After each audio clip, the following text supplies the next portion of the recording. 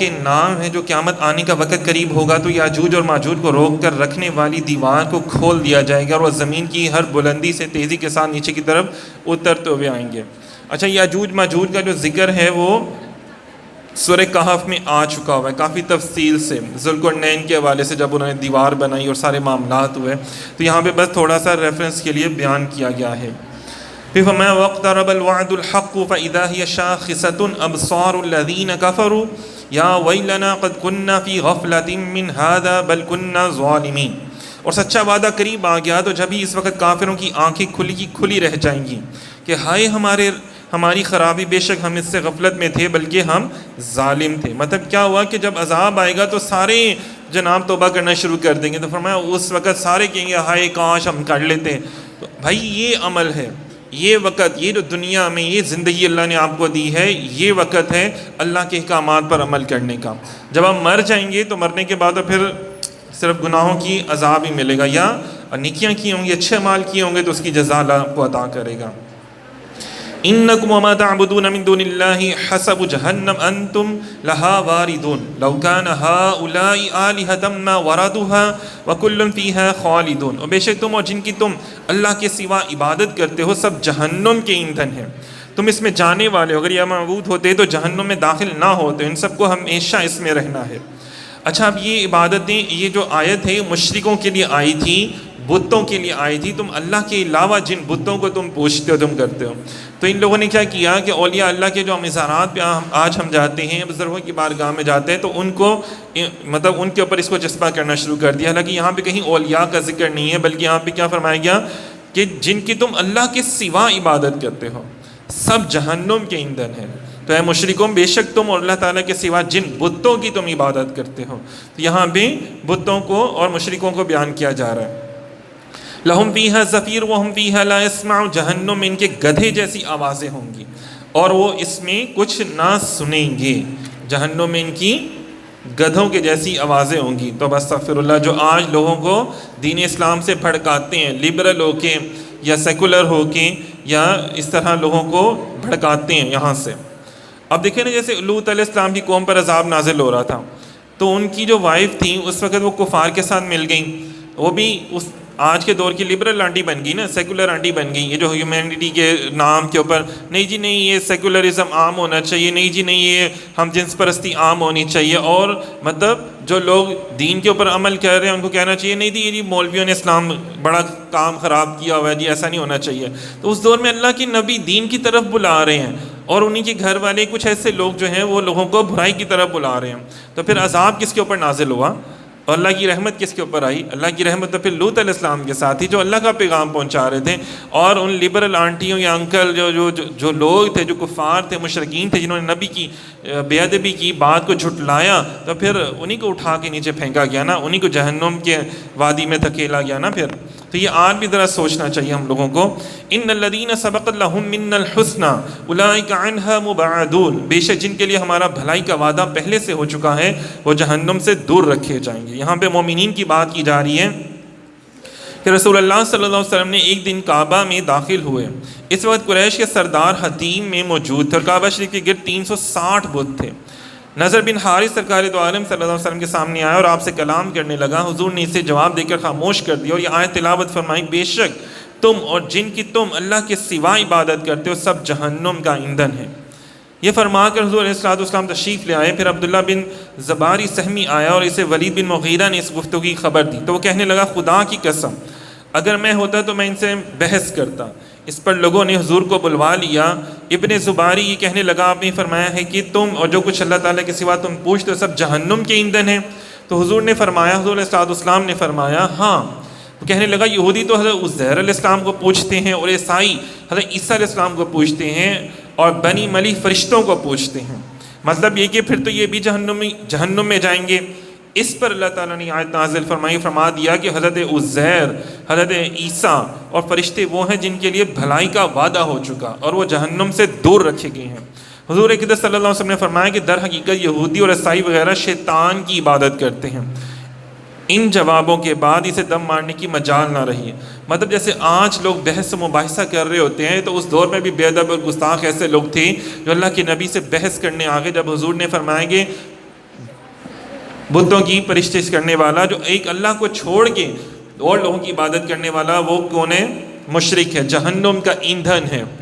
تو انہوں نے کہا جناب ہم تو یہودی ہیں، ہم بھی تو نبی کو مانتے ہیں، ہم عیسائی ہیں، ہم نبی کو مانتے ہیں۔ تو اللہ کے رسول نے فرمایا تم کہاں سے نبی کو مانتے ہو؟ موسیٰ علیہ السلام کی شریعت یہ تو نہیں تھی بتوں کو پوجا، نہ موسیٰ علیہ السلام نے بت کو پوجا، نہ عیسیٰ علیہ السلام نے کسی بت کو پوجا، اور فرشتے بھی کسی بت کو نہیں پوجتے۔ یہ ہستیاں ایک رب کی عبادت کرتے ہیں، تو بڑے نیک لوگ تھے، اور اللہ تعالیٰ نے فرماتے ہیں ان کی تو بڑی شان ہے، یہ تو بڑے بزرگ ہیں، تم آج کون سے ان کے دین پر چل رہے ہو؟ اور اللہ تعالیٰ نے فرما دی کہ اب تو کوئی دین نہیں ہے، اب صرف ایک ہی دین ہے، اور جو محمد عربی صلی اللہ علیہ وسلم نے بیان فرمایا بس وہی دین ہے، اب کوئی اور دین نہیں ہے۔ جبکہ تمہارے انبیاء نے بھی ان کے بارے میں بتا دیا ہے، تو اب تمہیں کون سی چیز روک رہی ہے ان کے اوپر ایمان لانے کے لیے؟ تو اب یہودی عیسائی کوئی بھی ہے، ان کا کوئی بھی بہانہ، کوئی بھی بحث نہیں چلے گی، چاہے وہ قادیانی بن کے آئیں، چاہے وہ کسی بھی صورت میں بن کے آئیں، تو کوئی بحث نہیں چلے گی۔ دین صرف ایک ہے، اور آخری نبی صرف حضرت محمد مصطفیٰ صلی اللہ علیہ وسلم ہے۔ اور اگر اب عیسیٰ علیہ السلام بھی آئیں گے تو بھی میرے آقا کے امتی بن کر تشریف لے کر آئیں گے، اور وہ بھی دین اسلام قرآن کی تبلیغ کریں گے، وہ انجیل یا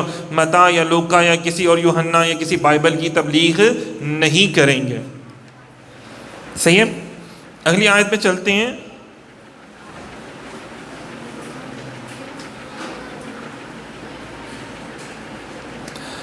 لا يسمعون حسیسها وهم فيما اشتهت انفسهم خالدون، وہ اس کی ہلکی سی آواز بھی نہ سنیں گے، اور وہ اپنی دل پسند نعمتوں میں ہمیشہ رہیں گی۔ یہ نیک لوگوں کے بارے میں کہا جا رہا ہے، انہیں سب سے بڑی گھبراہٹ غمگین نہ کرے گی، وہ فرشتے ان کا استقبال کریں گے، یہ تمہارا وہ دین ہے جس کا تم سے وعدہ کیا گیا تھا۔ تو مطلب یہ بیان کیا جا رہا ہے ان لوگوں کے بارے میں جو اللہ کے نیک لوگ ہوں گے، تو اللہ تعالیٰ ان کے اوپر کیسی کیسی نعمتیں اپنی نچھاور فرمائے گا، اور ان کو اللہ تعالیٰ کتنا کچھ عطا فرمائے گا۔ ایک چھوٹی سی ایک حدیث پاک پڑھ لیتے ہیں کہ اللہ تعالیٰ کی بارگاہ میں شہید کے لیے 6 خصلتیں ہیں۔ خون کا پہلا قطرہ گرتے ہی اللہ تعالیٰ اس کی بخشش فرما دیتا ہے،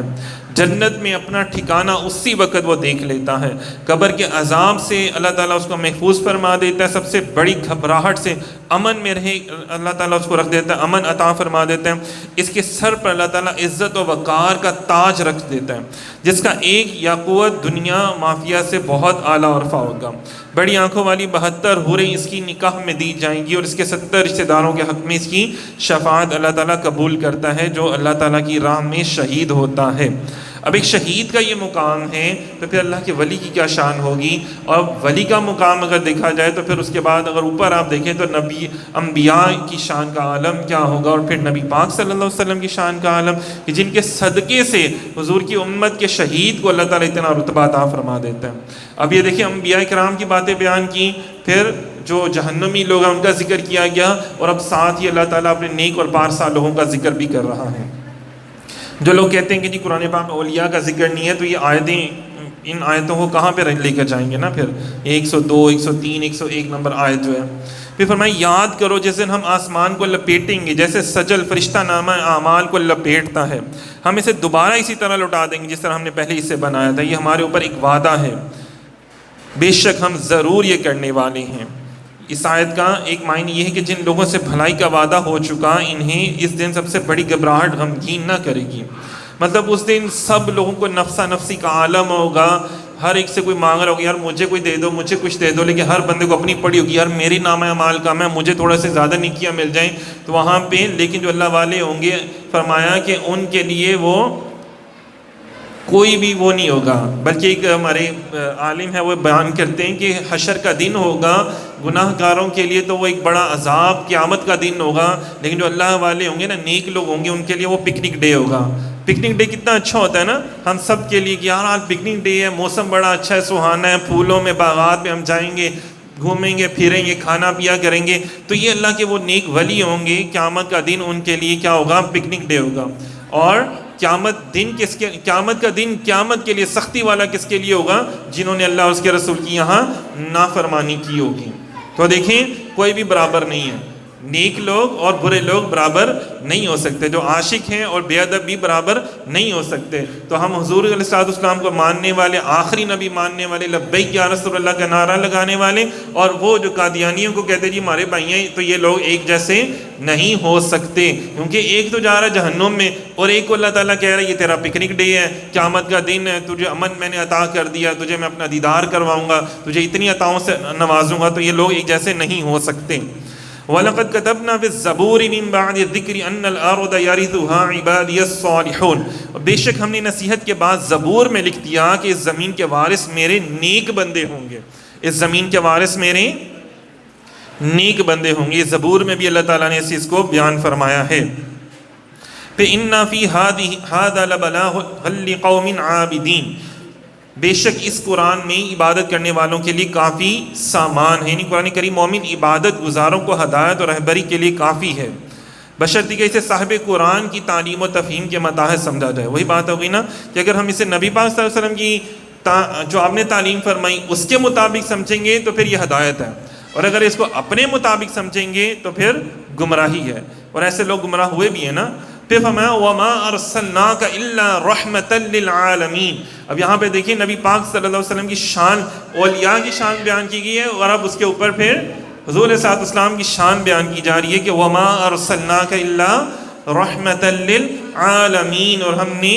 آپ کو تمام جہانوں کے لیے رحمت بنا کر بھیج دیا۔ محبوب ہم نے آپ کو تمام جہانوں کے لیے رحمت بنا کے بھیج دیا۔ اس کا مطلب کیا ہوگا کہ تاجدار انبیاء صلی اللہ علیہ وآلہ وسلم رحمت ہیں نبیوں کے لیے بھی، رسولوں کے لیے بھی، فرشتوں کے لیے بھی میرے آقا رحمت ہیں، دین و دنیا میں رحمت ہے، جنات اور انسانوں کے لیے رحمت ہے، مومن و کافر کے لیے رحمت ہے، حیوانات و نباتات اور جمادات کے لیے رحمت ہے، الغرض عالم میں جتنی چیزیں داخل ہیں میرے آقا ان سب کے لیے رحمت ہے۔ میں نے یہاں پہ لفظ استعمال کیا مومن کے لیے بھی رحمت ہے، کافر کے لیے بھی رحمت ہے۔ مومن کے لیے تو سمجھ میں آتا ہے، کافر کے لیے کیوں؟ کہ پہلی امتیں جب کفر کرتی تھی، انکار کرتی تھی، ان کے اوپر سخت عذاب نازل ہوتے تھے، اور یہ حضور کا صدقہ، رحمت للعالمین کا واسطہ صدقہ ہے کہ اللہ تعالیٰ چہروں کو بگاڑتا نہیں ہے گناہوں کے ہونے کے باوجود بھی۔ تو اس وجہ سے سب کے اوپر حضور علیہ السلام کی رحمتیں جو ہیں وہ نچھاور ہو رہی ہیں۔ وَرَفَعْنَا لَكَ ذِكْرَكَ، تو یہ دیکھیں اتنا کچھ ہونے کے باوجود بھی آپ دیکھ لیں نا، ہمارے ملک میں ہمارے جو ماشاءاللہ سبحان اللہ حکمران ہیں، ہر طرح سے ٹل لگا لیا انہوں نے، لوٹنے کی، کھسوٹنے کی، ہر چیز انہوں نے کر لی ہے کہ ہم مار دیں کسی کی طرح سے، ان کو ختم کر دیں، جانوں مار دیے۔ دیکھیں امریکہ نے کتنی جنگیں کی ہیں، 100 سے اوپر، کتنے سالوں سے وہ جنگ کری جا رہا ہے، عراق میں، شام میں، لبنان میں، یمن میں، ماری جا رہا، مسلمان نہیں ختم ہو رہے، اسلام نہیں ختم ہو رہا۔ دیکھیں ہمیں کہتے ہیں وہ نہیں جی نہیں، جنگ میں کیا رکھا ہے آپ نے، انڈیا کے ساتھ جنگ نہیں کرنی، وہ جنگ میں کیا رکھا ہے آپ، کیوں قادیانیوں کو برا بھلا کہتے ہیں؟ خود جنگوں پہ جنگیں کیے جا رہے ہیں، مسلمانوں کو ماری جا رہے ہیں، اسلام کو ختم کرتے چلے جا رہے ہیں، دوسری طرف ان کے اپنے ملک میں اللہ تعالیٰ مسلمان بنائی جا رہے ہیں۔ کتنی بڑی بات، ادھر وہ فلسطینیوں کو ماری جا رہے ہیں، ادھر وہ کتنے کری چلے جا رہے ہیں، اندھے ہو گئے ہیں، سب کچھ ہو گیا ہے، اور یہ میرے آقا علیہ الصلوۃ والسلام کی رحمت للعالمین کا اظہار ہے۔ جتنا مرضی وہ ختم کرتے چلے جائیں، وَرَفَعْنَا لَكَ ذِكْرَ کا اظہار ہو رہا ہے کہ جناب محبوب آپ کا ذکر بلند ہوتا چلا جائے گا۔ وَلَلْآخِرَةُ خَيْرٌ لَكَ مِنَ الْأُولَىٰ، ہر آنے والی گھڑی پچھلی گھڑی سے افضل ہوگی، تو ہر آنے والی گھڑی میں حضور کا ذکر بلند ہو رہا ہے، درود و سلام پڑھنے والے بلند ہو رہے ہیں، اذانیں کرنے والے بلند ہوتے چلے جا رہے ہیں، کفار و مشرکین اتنی کوششیں کری جا رہے ہیں، ٹل لگا رہے ہیں، لیکن نظریات اپنے اپنے پھیلائی جا رہے ہیں۔ جناب عورت کا پردہ اتار دو، کبھی اس صورت میں، کبھی کسی چیز کو ہتھیار بنا لیا جاتا ہے، کبھی ڈراموں کو، کبھی فلموں کے ذریعے اپنے نظریات ہمارے اوپر تھوپتے چلے جا رہے ہیں، لیکن دوسری طرف حضور کے غلام بھی اپنا کام کر رہے ہیں، تبلیغ دین کا کام کر رہے ہیں۔ کہیں داتا حضور آ جاتے ہیں، کبھی بابا فرید آ جاتے ہیں، کبھی امیر المجاہد مجاہد آ جاتے ہیں، کبھی کوئی آ جاتا ہے، اللہ تعالیٰ اپنے کسی نہ کسی ایک ولی کو کھڑا کر دیتا ہے، اور وہ کھڑا کرتا ہے تو تمام کفر کا بنایا ہوا نظام ایک دم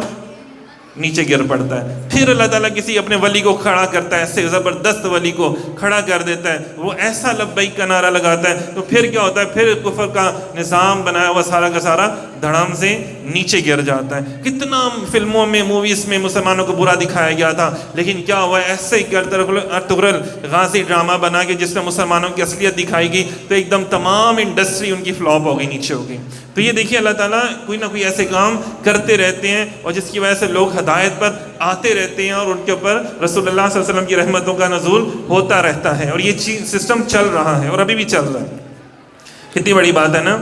تو پھر فرمایا قُلْ إِنَّمَا يُوحَىٰ إِلَيَّ أَنَّمَا إِلَٰهُكُمْ إِلَٰهٌ وَاحِدٌ فَهَلْ أَنْتُمْ مُسْلِمُونَ۔ ماشاءاللہ سے ہر آیت ایسی ہے کہ ہر آیت میں ماشاءاللہ بہت کچھ بیان کیا جا سکتا ہے، لیکن وقت کی بھی قلت ہے ہمارے پاس۔ یہاں پہ فرمایا کہ تم فرماؤ، محبوب قُلْ إِنَّمَا يُوحَىٰ، آپ فرما دیجئے، مجھے تو یہی وحی ہوتی ہے کہ تمہارا معبود صرف ایک معبود ہے، تو کیا تم مسلمان ہوتے ہو؟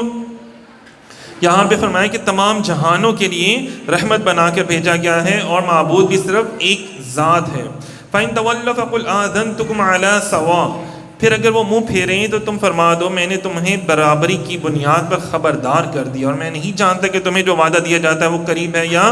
دور۔ مطلب یہاں پہ قیامت کے حوالے سے بھی تذکرہ کیا جا رہا ہے، بتایا جا رہا ہے کہ قیامت بھی آئے گی، کچھ پتہ نہیں، لیکن تم ایسا کرو کہ اپنے آپ کو پہلے سنبھال لو، اپنے آپ کو سنبھال لو۔ اِنَّهُ يَعْلَمُ الْجَهْرَ، اچھا اس میں بھی ایک حکمت ہے کہ اگر ایگزیکٹ ٹائم بتا دیا جاتا ہے تو ہمارے لوگ بھی ماشاءاللہ ایسے ہیں نا کہ جب ٹائم آئے گا اس سے پہلے نیکیاں کر لیں گے، جیسا بڈھے ویلے نمازیں شروع کر چھڑیاں، مسجد میں جانا شروع کر دیا، ساری عمر مسجد میں نہیں گئے، ساری عمر دین کا علم نہیں حاصل کیا۔ تو یہ بھی ایک بڑی، جب پتہ ہے نا کہ ہم تو مرنا ہی ہے، ڈیفینیٹلی اب مرنا ہی ہے، اب اور کیا ہے، قبر میں ٹانگیں ہیں، تو چلو اب اللہ کو یاد کر لو۔ جوانی کی عبادت جو ہے وہ اس کو زیادہ قبول و منظور کیا گیا اور اسے زیادہ اہمیت دی گئی ہے۔ تو یہاں پہ بھی اسی چیز کو بیان کیا جا رہا ہے، اِنَّهُ يَعْلَمُ الْجَهْرَ مِنَ الْقَوْلِ وَيَعْلَمُ مَا تَكْتُمُونَ وَإِنْ أَدْرِي لَعَلَّهُ فِتْنَةٌ لَكُمْ وَمَتَاعٌ إِلَىٰ حِينٍ، بے شک اللہ بلند آواز سے کہی گئی بات کو جانتا ہے اور وہ جانتا ہے جو تم چھپاتے ہو، اور میں نہیں جانتا کہ شاید وہ تمہاری آزمائش ہو اور ایک وقت کے لیے فائدہ دینا ہے۔ یعنی کافر ہو جو تم اونچی آواز میں کہتے ہو اور جو بلند آواز سے قرآن مجید کی آیات کو جھٹلاتے ہو اور اسلام پر اعتراضات کرتے ہو، تو اللہ تعالیٰ سب کچھ جانتا ہے۔ جو تمہارے دلوں میں جو بغض ہے اسلام کو لے کے، وہ بھی اللہ تعالیٰ سب کچھ جانتا ہے۔ اب اس سورت کی آخری آیت کیا ہے؟ قل قال رب احکم بالحق وربنا الرحمن المستعان وعلى ما تصفون، نبی نے عرض کی اے میرے رب حق کے ساتھ فیصلہ فرما دے، اور ہمارا رب رحمان ہی ہے جس سے ان باتوں کے خلاف مدد طلب کی جاتی ہے جو تم کرتے ہو۔ یہاں نبی پاک صلی اللہ علیہ وسلم کی دعا کا ذکر ہے کہ آپ نے اللہ تعالیٰ سے دعا فرمائی ہے میرے رب میرے اور ان کے درمیان جو مجھے چھٹلاتے ہیں اس طرح حق کے ساتھ فیصلہ فرما دے کہ میری مدد کر اور ان پر عذاب نازل فرما۔ چنانچہ حضور صلی اللہ علیہ وسلم کی یہ دعا قبول ہوئی اور جنگ بدر، جنگ احزاب اور جنگ حنین وغیرہ میں کفار مبتلا عذاب ہوئے۔ آیت کے آخر میں نبی کریم علیہ السلام سے فرمایا گیا کہ آپ کافروں کو وعید بیان کرتے ہوئے فرما دیں کہ ہمارا رب رحمان ہی ہے جس سے شرک و کفر اور بے ایمان کی ان باتوں کے خلاف مدد طلب کی جاتی ہے جو تم کرتے ہو۔ مطلب ہم جو بھی تم ہمارے اوپر ظلم کرتے ہو تو ہم مدد کس سے حاصل کرتے ہیں؟ اللہ سے، لوگوں سے حاصل نہیں کرتے ہم کسی بڑے قبیلے سے، کسی پارٹی سے یا کسی ملک سے مدد حاصل نہیں کرتے ہیں۔ اگر ہم کبھی بھی کچھ بھی حاصل کرنا ہوتا ہے تو رب الرحمان وَرَبُّ الرَّحْمَٰنُ الْمُسْتَعَانُ عَلَىٰ مَا تَصِفُونَ، تو ہم سے رب رحمان کیا ہے؟ جو ہر چھوٹی سے چھوٹی اور بڑی سے بڑی ہماری مدد کرنے والی ہستی ہے، تو ہم صرف اسی سے مدد حاصل کرتے ہیں۔ دعا کرتے ہیں کہ جو باتیں گفتگو کی اس میں غلطی کوتاہی ہو اللہ اس کو معاف فرمائے اور ہم سب کو نیک اور اعمال صالحہ کرنے کی توفیق عطا فرمائے اور قرآن و سنت پر عمل پیرا ہونے کی توفیق عطا فرمائے۔ بہت شکریہ، جزاک اللہ۔